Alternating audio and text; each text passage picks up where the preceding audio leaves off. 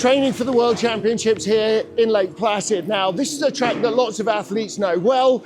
This track has been open since 1980, but they've been sliding in Lake Placid for 95 years.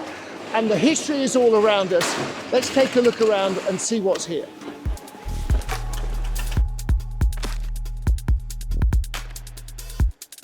Down below us is the current start area. That track, the one we're still racing on, opened in 2000 with the Goodwill Games.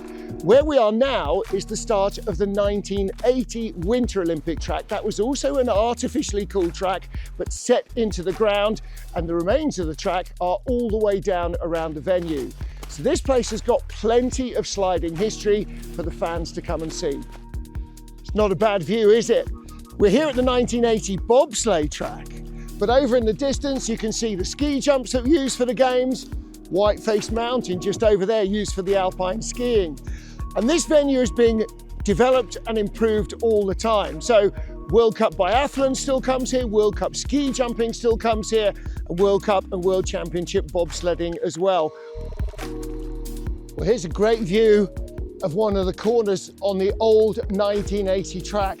Built of concrete with refrigeration inside. Gives you a great idea with one of the old two-man sleds on it, exactly how big this corner was. And right alongside one of the newest parts of the Lake Placid track, they've got a roller coaster ride that follows the old track all the way down with a commentary to tell you about it. Quite a nice little innovation here, part of bringing fans back to the track summer and winter. That is quite a high line right up by the woodwork. Well, this is a really good place to see the old style of tracks. The old Cortina track was exactly like this as well. Set down, so when you're in the sled, your head was basically at ground level, whipping through the forest. And the big concrete corners, almost vertical. They were really short and fast here, particularly down at the bottom of the track. It's just nice to have this history everywhere you go. And when we go to Cortina next year for the games, the old track still remains in the ground as well. It's going to be good going back to see an old friend. This is such a tough driver's track. Single pressure corners, not the big waves that you quite often see on other tracks. And it's really busy. Barely any stretches are straight. The driver is always working. Speeds are high quite early on here as well, and that adds another little edge of excitement and adrenaline.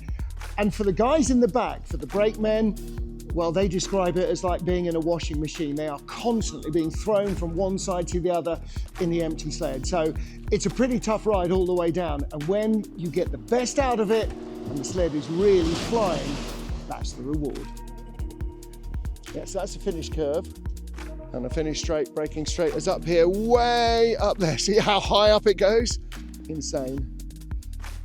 And there is the 1980 Olympic finish building, and right beside it is the modern equivalent. It's a fantastic facility. This is the new ice house. This is the push facility, and this is so important. You can keep this refrigerated all year long, so the athletes can push on ice, and that is very different from any amount of sprinting or dry weather training you can do.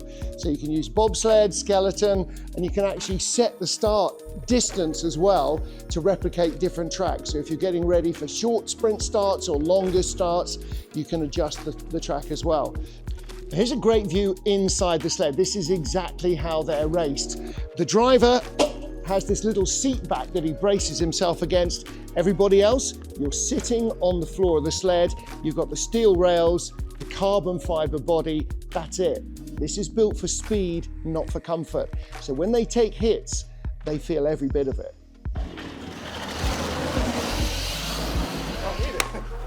95 years they've been sliding down this mountain, and Order and all of the track workers are intent on making sure that this is still a world-class venue for another 95 years. And as long as we can keep coming back here to Lake Placid, I'm going to be a very happy boy.